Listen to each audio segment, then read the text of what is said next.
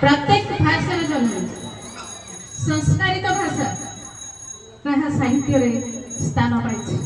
आमे जदि साहित्य पृष्ठा को उन्मोचन करबा प्रथमे लिटेरिया वर्ड की देखियो पड़िबा। एहा होची लैटिन शब्द। लिटेरिया मीन्स होची गल्प, प्रबंध, स्टोरी, इमोशनल कविता ए सब प्रथमे बोधे हमर शेक्सपियर लिखिले। किंतु आमे जदि साहित्य रो सी पृष्ठा को उन्मोचन कर देखिबा चारिटा जिनिस हम देखिबा मिलिबो। प्रथमे देखिबा को हम मिलिबो डेफिनेशन ऑफ लिटरेचर, द्वितीय मिलिबो टाइप्स ऑफ लिटरेचर, तृतीय मिलिबो एलिमेंट्स ऑफ लिटरेचर, चतुर्थ मिलिबो फंक्शन ऑफ लिटरेचर। ए लिटरेचर हमें दुईटा उपाय देखिबा पाऊ। केमती गोटे होती विजुअल आमे ताकू जाहाकू आखिरे देखिबा सेटा मौखिक हिसाब से एग्जाम करा जाय। आ गोटे होती रिटिन लिखि दवा परे लेखा जाय।